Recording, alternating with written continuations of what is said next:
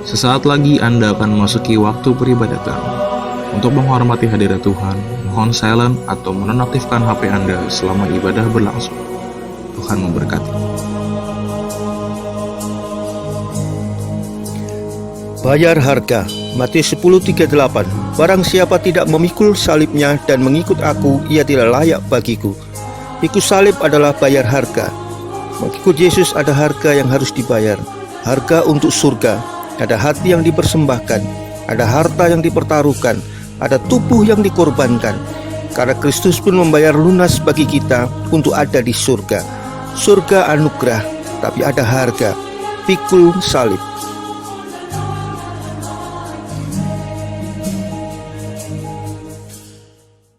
Salam sejahtera di dalam kasih Tuhan kita Yesus Kristus. Shalom. Kita sudah memuji Tuhan, kita sudah memuliakan Tuhan. Dan hari ini kita akan menikmati kasih karunia Tuhan melalui kebenaran firman-Nya.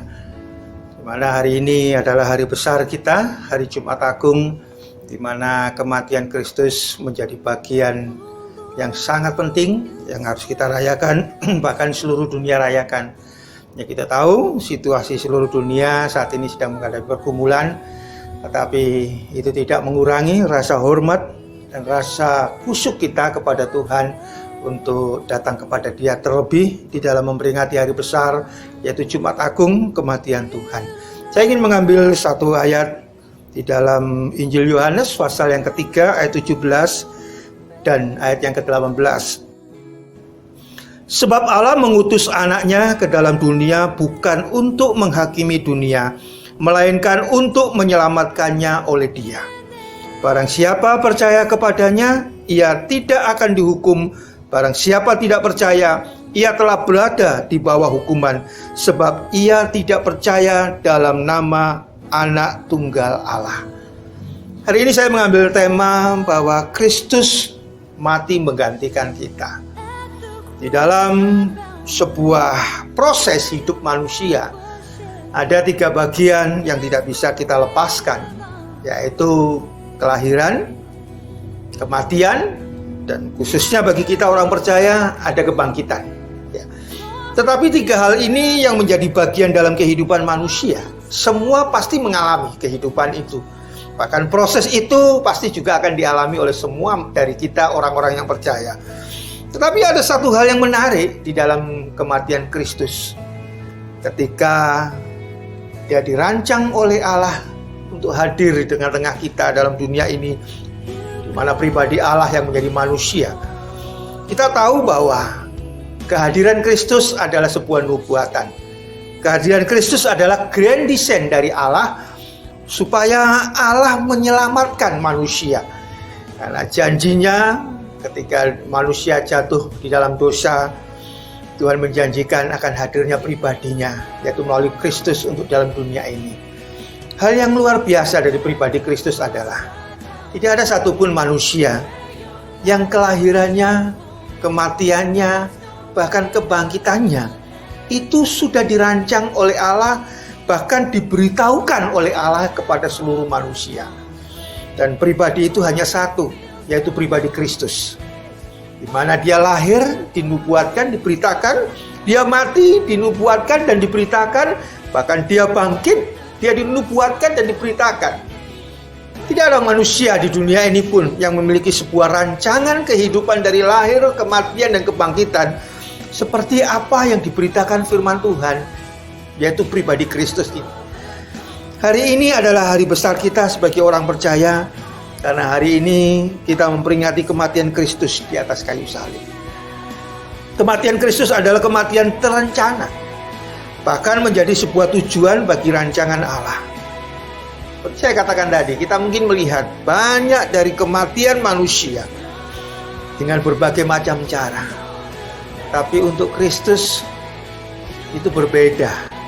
Proses kelahiran, kematian, dan kebangkitan, semuanya itu dirancang dan terencana oleh Allah dengan jelas, bahkan diberitakan kepada manusia.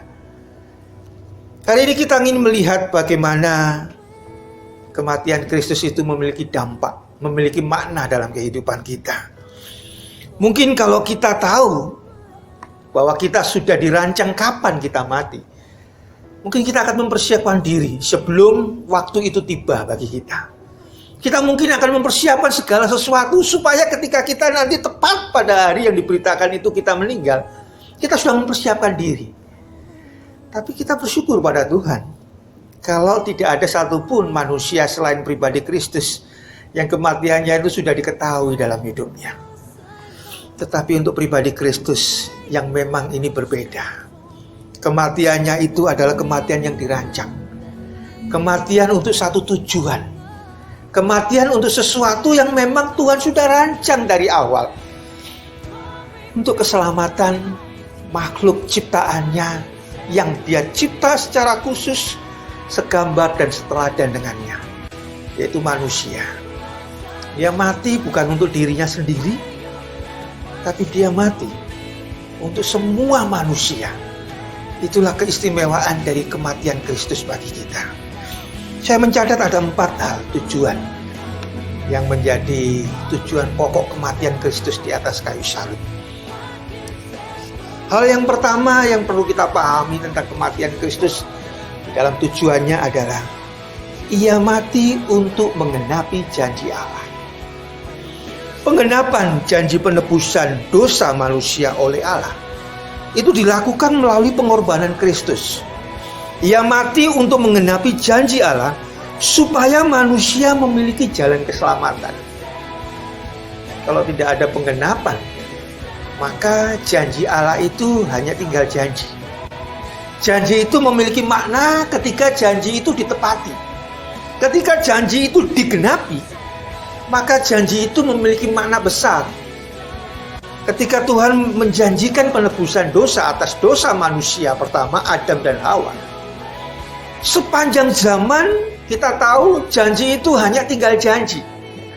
Tetapi janji itu memiliki makna besar ketika apa yang dijanjikan Allah tentang penebusan itu ditepati Tuhan. Ketika Kristus mati di atas kayu salib. Ketika Kristus di atas kayu salib, Dia mengorbankan tubuhnya. Dan kita tahu proses yang sangat-sangat mungkin tidak ada satupun manusia ingin menjalani proses itu. Darahnya tercurah, tubuhnya tercabik-cabik, Dia dihajar, Dia dihina. Bahkan Yesaya mencatatkan wajahnya, rupanya saja kita tidak mengenali. Artinya betapa sulitnya perjalanan menuju salib itu harus dialami oleh Kristus. Tapi kenapa Kristus harus mengalami itu? Bagian yang pertama tadi tujuannya. Ia harus melewati semuanya itu untuk menggenapi janji Allah. Penuh penderitaan, penuh kesulitan. Bahkan kita tahu penuh dengan segala hal yang menjadi ketakutan dalam penyiksaan seorang manusia. Dan Kristus mau menjalaninya. Hanya untuk yang pertama tujuannya, menggenapi janji Allah. Kristus tidak tahu kematiannya akan seperti itu? Saya katakan, Dia tahu. Itu sebabnya di Taman Getsemani sebelum Dia memasuki masa itu, situasi itu, Dia berkata, "Ya Bapa, jikalau kiranya memungkinkan, biarlah cawan penderitaan ini berlalu." Tapi Tuhan tidak menghindar dari proses yang Dia tahu, yang sudah dinubuatkan itu. Dia harus berkata, "Biarlah kehendak-Mu yang jadi." Artinya Dia menyerah, Dia memberikan berserah sepenuhnya bahwa untuk menggenapi janji Tuhan atas penebusan itu, Dia harus melewati penderitaan yang Dia tahu prosesnya seperti itu. Saudara dan saya, ketika kita tahu ada penderitaan di depan kita, ada pergumulan besar di depan kita, apa yang kita pertama lakukan? Pasti kita akan mengambil sebuah sikap, kita akan lari menghindarinya. Situasi saat ini kita tahu, Corona ini adalah sebuah bencana, wabah yang semua orang pasti akan menghindarinya. Padahal ini sesuatu yang tidak terencana, sesuatu yang kita tidak tahu. Tetapi yang namanya malapetaka, bencana yang begitu berat, bahkan berakibat kepada sebuah kematian, Semua manusia pasti mengambil jalan untuk menghindarinya. Tetapi perhatikan Kristus. Dia tahu kematiannya akan melewati sebuah proses yang sulit. Tetapi apa yang diambil oleh Kristus? Dia menghadapinya untuk satu tujuan, menggenapi janji keselamatan dari Allah. Tujuan yang kedua dari kematian Kristus adalah Ia mati untuk menggantikan kita. Seharusnya kitalah yang ada di atas kayu salib. Seharusnya kita yang paling layak untuk ada di atas kayu salib. Tetapi Tuhan tahu kita nggak akan sanggup, kita nggak akan mampu, kita nggak akan bisa berada di sana di dalam proses seperti yang Kristus hadapi dan alami. Penyiksaan, pergumulan, bahkan di dalamnya ada sebuah gambaran kematian yang sulit untuk manusia bisa melewati. Itu sebabnya kematian Kristus ketika berada di kayu salib ini sebenarnya menggantikan kematian saudara dan saya. Menggantikan manusia yang harusnya layak berada di sana. Dan itu tujuan Kristus mati di atas kayu salib.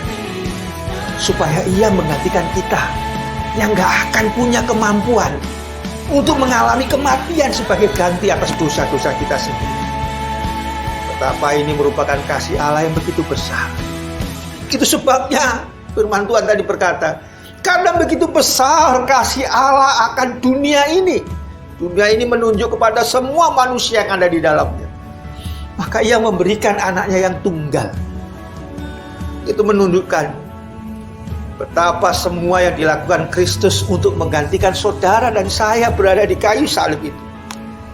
Karena dasar sebuah kasih, yaitu kasih Allah yang besar. Kalau Dia tidak memiliki kasih, engkau dan saya tidak akan pernah selamat. Kalau Dia tidak memiliki kasih, maka Dia tidak akan menggantikan kita untuk berada di atas kayu salib sana. Saudara tahu prosesnya tidak mudah, tapi Kristus mau menghadapinya. Karena Dia tahu saudara dan saya tidak mampu. Corona ini mungkin sulit bagi saudara dan saya, bahkan seluruh dunia ini untuk melewatinya. Tapi saudara tahukah, kematian Kristus di atas kayu salib itu menggantikannya, supaya saudara dan saya dilindungi. Saudara dan saya menikmati keselamatan dari Tuhan. Keselamatan itu soteria. Ada kesehatan, ada keselamatan, ada pertolongan di dalamnya. Bahkan soteria itu juga berbicara ada kemakmuran di sana. Kemakmuran berbicara tentang hidup yang penuh kelimpahan. Semua itu dilakukan oleh Kristus di atas kayu salib, supaya kita mendapatkan keselamatan untuk semuanya itu. Tujuan yang ketiga, kenapa Dia mati di atas kayu salib? Karena Ia mati untuk keselamatan semua manusia. Firman Tuhan tadi katakan 18, barang siapa yang percaya kepadanya, ia tidak akan mati, tetapi ia akan memperoleh hidup yang kekal. Jemaat Tuhan yang dikasihi Tuhan, Ia mati untuk keselamatan manusia. Renungkan ini kata-kata. Yesus mati untuk keselamatan saudara dan saya, bukan untuk keselamatan dirinya sendiri. Saudara tahu, ketika engkau menghadapi pergumulan besar, ketika engkau menghadapi tantangan besar akhir-akhir ini, wabah corona ini bukan hanya berbicara tentang wabah sakit penyakit. Wabah corona ini berdampak kepada semua lini kehidupan kita. Kita tahu dampak ekonomi yang dihadapi, yang dirasakan oleh semua manusia saat ini. Kita tahu keadaan proses kehidupan belajar mengajar bagi anak-anak kita juga terganggu. Kita tahu kehidupan sosial kita juga terganggu oleh wabah ini. Tapi saudara, bukankah dunia ini menghadapi sebuah pergumulan yang lebih besar, yaitu keselamatan hidupnya?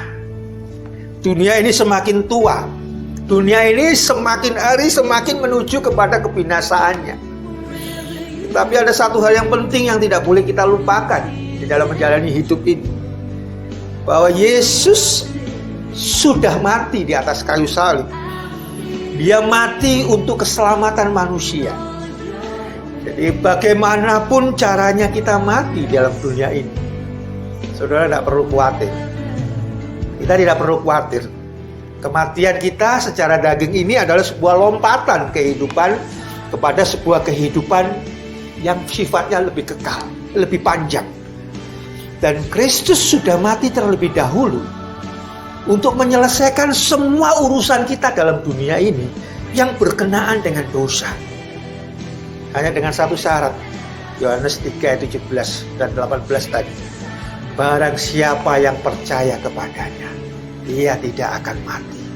Artinya masuk dalam api neraka, tapi ia akan memperoleh kehidupan yang kekal. Kita tahu banyak sekali berita hari-hari ini, hamba-hamba Tuhan yang dipanggil, hamba-hamba Tuhan yang meninggal karena terpapar oleh virus corona ini. Tapi saudara tahu, kematian mereka bukan sesuatu untuk menuju sebuah tempat yang namanya neraka. Tapi kematian mereka menuju sebuah tempat yang namanya surga. Apapun cara kematian kita, ketika kita percaya kepada Kristus, kita yakin kepada Dia, kematiannya di atas kayu salib itu untuk keselamatan orang-orang yang percaya kepadanya. Sebabnya kasih karunia Tuhan ini besar. Kematian Kristus itu ada kematian untuk keselamatan manusia. Kalau engkau percaya kepada Dia, tidak ada yang perlu kita takuti ketika ada kematian di depan. Yang perlu kita persiapkan adalah bagaimana kita menghadapi itu. Karena kita tidak terencana kematian kita. Kita tidak tahu bagaimana kita mati. Tapi yang pasti yang harus engkau pikirkan, yang harus kita lakukan, engkau harus tetap menjaga iman dan percayamu kepada Dia. Karena Dia sudah mati untuk keselamatan saudara dan saya. Dan hari-hari ini orang banyak diliputi dengan kekhawatiran dan ketakutan. Takut mati karena terpapar oleh corona. Saudaraku yang kekasih dalam Kristus, bagi kita yang percaya, kita punya hikmat menjaga diri kita, melindungi diri kita. Kalaupun keadaan seperti orang-orang yang mendahului kita akhir-akhir ini, hamba-hamba Tuhan, jemaat-jemaat Tuhan yang kita tahu dalam pemberitaan itu yang meninggal karena corona ini, kita tetap percaya Kristus sudah menggantikan mereka, sehingga kematian mereka menuju keselamatan, menuju kehidupan yang kekal, dan mereka berada di surga. Itu sebabnya tetap taruh keyakinan percaya bahwa Kristus mati di atas kayu salib untuk keselamatan saudara dan saya. Yang keempat, yang terakhir, kematiannya adalah jalan bagi kita untuk dapat masuk ke surga. Jadi tujuan kematian Kristus yang keempat adalah supaya kita bisa masuk ke surga. Yohanes 14 ayat 6 katakan, akulah jalan, akulah kebenaran, dan akulah hidup. Ketika Kristus berbicara seperti ini, Dia tidak hanya berbicara tentang sesuatu tentang dirinya, tapi Dia berbicara tentang penggenapan janji Tuhan. Dia berbicara tentang apa yang Allah kerjakan untuk manusia melalui pribadinya. Sehingga Kristus berani berkata, aku adalah jalan, aku adalah kebenaran, aku adalah hidup. Itu menunjukkan bahwa Dia satu-satunya jalan untuk bisa seseorang, semua manusia itu sampai kepada Bapa. Bicara sampai kepada Bapa, itu bicara sampai ke tempat di mana Bapa berada. Seperti Yohanes pasal yang ke-14 ayat yang pertama dan kedua. Di rumah Bapakku banyak tempat tinggal. Aku pergi ke sana untuk menyediakan tempat bagimu, supaya ketika aku datang kembali, aku membawa engkau dan saya ke tempat di mana aku berada.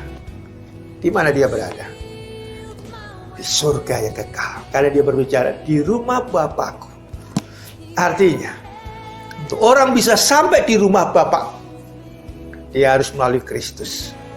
Itu sebabnya kematian Kristus itu membuka jalan bagi saudara dan saya, supaya kita bisa berada di rumah Bapa yang kekal.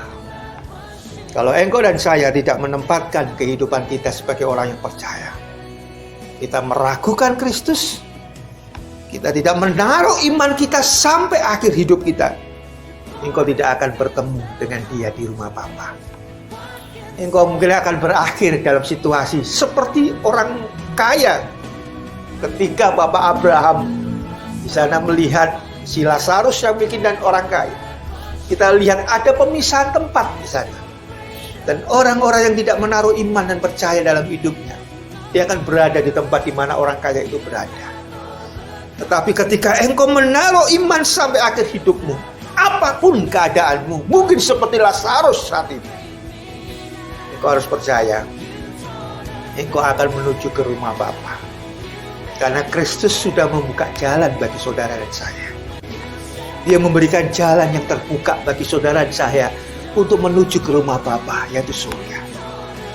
Apa kata Bapak Abraham dalam kisah orang kaya dan Lazarus itu bagian terakhir? Ketika orang kaya ini yang ingin kembali untuk memperingati saudara-saudara yang lain yang masih ada dalam dunia, seperti saudara dan saya. Bapak Abraham katakan, tidak anak.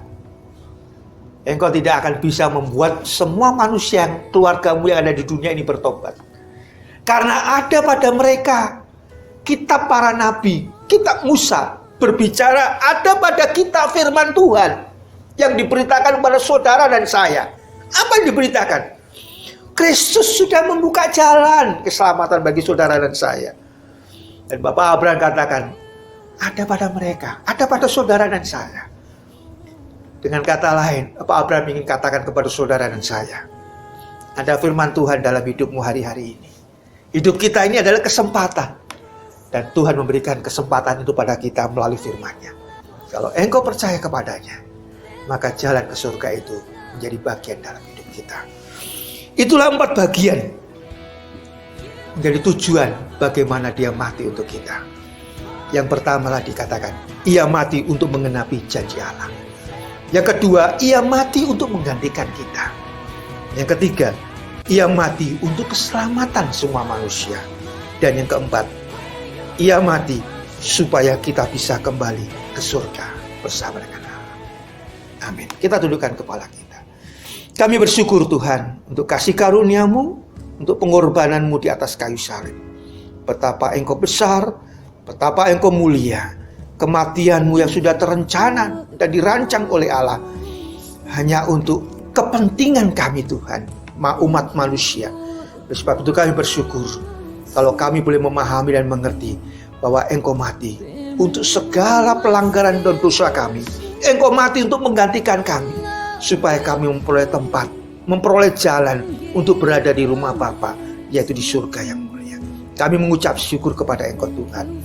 Sebentar kami akan menikmati perjamuan kudus, roti dan anggur, sebagai bukti, sebagai peringatan akan pengorbanan Kristus di atas kayu salib. Biarlah Tuhan sertai kami, Tuhan pimpin kami, sehingga perjamuan ini menjadi bagian untuk kami boleh bersekutu dengan tubuh dan darah Kristus. Tuhan berkati umat-Mu, berkati jemaat-Mu Tuhan, untuk mereka boleh menikmati perjamuan ini. Di dalam nama Tuhan Yesus Kristus, kami mengucap syukur kepada-Mu dan berdoa. Haleluya. Amin. Kita persiapkan diri kita masing-masing. Saudara ambil roti dan anggur yang sudah dibagikan. Saya memberikan waktu sejenak untuk saudara bisa membuka anggur itu dan mempersiapkan roti. Saudara pegang roti di tangan saudara. Saudara angkat roti di tangan saudara. Dan kita akan memasuki perjamuan di mana kita bisa menikmati kasih karunia Tuhan, pertolongan Tuhan, supaya kita bisa mempunyai hubungan yang indah dengan Tuhan. Pengorbanan Kristus di atas kayu salib adalah pengorbanan yang punya makna. Mari saudara bersama keluarga persiapkan diri untuk masuki perjamuan ini. Kita taruh hati kita untuk kita melakukannya bersama-sama. Kita angkat roti di tangan kanan kita tinggi-tinggi. Kita tundukkan kepala. Dan sesudah itu ia mengucap syukur atasnya. Ia memecah-mecahkannya dan berkata, inilah tubuhku yang diserahkan bagi kamu. Perbuatlah ini menjadi peringatan akan aku.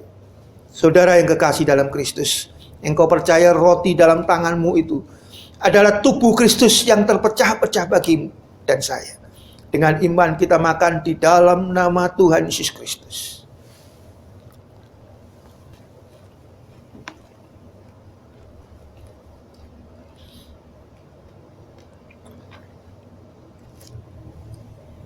Terima kasih Tuhan, terima kasih buat tubuhmu. Kami bersyukur buat tubuhmu. Kami bersyukur atas pengorbanan. Kita angkat cawan di tangan kanan kita. Demikian juga ia mengambil cawan sesudah makan, lalu berkata, cawan ini adalah perjanjian baru yang dimeteraikan oleh darahku. Perbuatlah ini setiap kali kamu meminumnya, menjadi peringatan akan aku. Jemaat yang dikasihi Tuhan, engkau percaya anggur dalam cawan ini adalah darah Kristus yang kudus dan suci. Kiranya darah ini menyucikan saudara dan saya. Kita minum bersama di dalam nama Tuhan Yesus Kristus. Sama-sama katakan, sebab Kau besar, perbuatanmu ajaib, tiada seperti Engkau, tiada seperti Engkau, sebab Kau besar, perbuatanmu ajaib, tiada seperti Engkau, tiada seperti Engkau, tiada seperti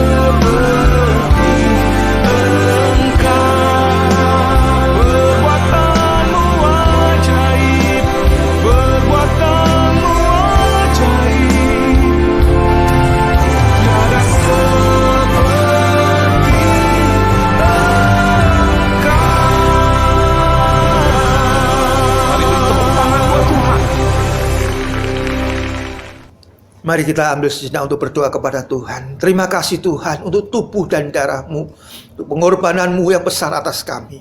Kami bersyukur kekuatan dan kuasa-Mu berlimpah atas kami. Engkau menjagai kami, melindungi kami. Terlebih khusus dalam situasi saat ini Tuhan, kami percaya kuasa-Mu menyertai kami, memberkati kami umat-Mu, yang kami boleh menikmati kasih dan kuat suasana surgawi tetap ada pada kami. Berkati kami, berkati jemaat-Mu Tuhan, yang hari ini mereka mengikuti perjamuan ini. Kuduskan mereka, lindungi mereka, berkati mereka Tuhan, pekerjaan usaha mereka, bahkan Tuhan menyertai memimpin kehidupan mereka. Terlebih kesehatan mereka, Tuhan jagai, lindungi. Jagai bangsa kami Tuhan, lindungi bangsa kami Tuhan, karena kasih karunia-Mu menyertai mereka. Sekarang Tuhan, kami sudah mengikuti ibadah kami pada hari ini. Kiranya segala berkat-Mu menyertai umat-Mu hari ini. Dari tempat yang maha tinggi, Engkau memberkati umat-Mu dan melindungi mereka Tuhan. Engkau menyinari mereka dengan wajah-Mu dan memberi mereka damai sejahtera. Engkau memberkati mereka dengan memalingkan wajah-Mu bagi mereka. Bahkan Engkau memberi kepada mereka sukacita. Mulai hari ini berkat kasih karunia Allah Bapa, cinta dan kasih Tuhan Yesus Kristus, bahkan kekuatan dan persekutuan dalam Roh Kudus-Mu menyertai jemaat-Mu. Mulai pagi hari ini sampai Maranatha, Tuhan Yesus datang kembali. Dalam nama Tuhan Yesus Kristus, hamba mengucap syukur dan limpahkan segala berkat-Mu ini. Haleluya. Amin. Tuhan memberkati.